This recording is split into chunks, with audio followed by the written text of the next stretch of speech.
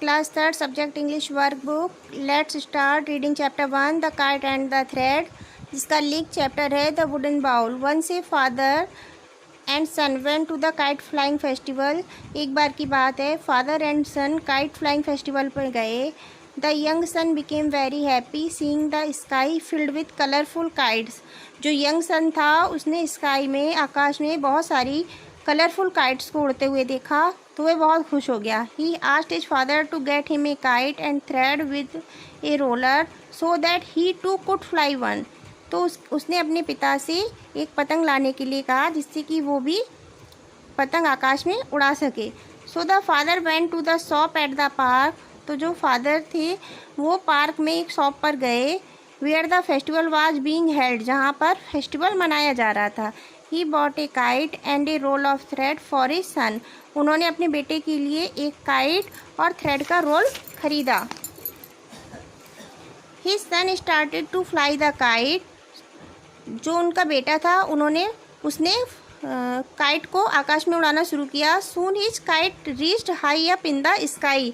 जल्दी ही उसकी पतंग आकाश में ऊंची उड़ने लगी. After a while the son said, father, it seems that the thread is holding up the kite from flying higher. If we snap it, it will be free and will go flying even higher. जो son था उसने अपने father से कहा कि ऐसा प्रतीत होता है, इट सीम्स, ऐसा प्रतीत होता है कि जो थ्रेड है उसने पतंग को आकाश में ऊंचा जाने से वह रोक रहा है. तो उसको अगर हम कट कर दें, कैन वी ब्रेक इट, क्या हम उसको तोड़ सकते हैं? अगर हम ऐसा करेंगे तो it will be free and will go flying even higher. तो ये जो पतंग है वो फ्री हो जाएगी और आकाश में ऊंची उड़ सकेगी. सो the father cut the thread from the roller. तो पिता ने रोलर से थ्रेड को कट कर दिया. The kite started to go a little higher. That made the son very happy. Kite थोड़ी ऊंची उड़ने लगी जिससे जो सन था वो बहुत खुश हो गया. But then slowly the kite started to come down. लेकिन धीरे धीरे जो काइट थी वो नीचे आने लगी. And soon it fell down on the terrace of A near by building. जल्दी ही वह पास की बिल्डिंग की टेरेस पर, छत पर गिर गई.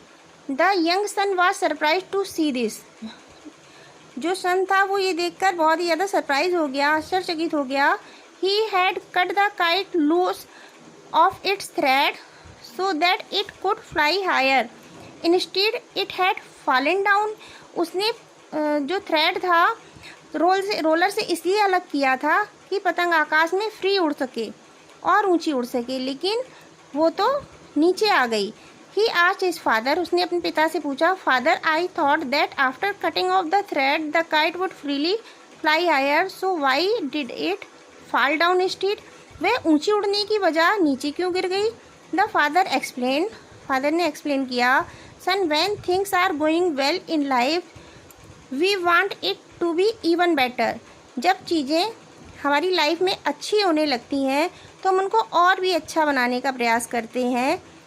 When it does not get better, we tend to think that some things around us are tying us down and preventing us from rising further. But when it does not get better, लेकिन जब ये अच्छी नहीं रहती हैं तब हम ये सोचने लगते हैं कि कोई हमें आगे बढ़ने से रोक रहा है. प्रिवेंट करना, रोकना. But the thread was not stopping the kite from going higher. लेकिन जो थ्रेड था वो काइट को ऊंचा उड़ने से नहीं रोक रहा था. It was keeping it study. वह अपनी मजबूती से उसको पकड़े हुए था. Even when the wind slow down.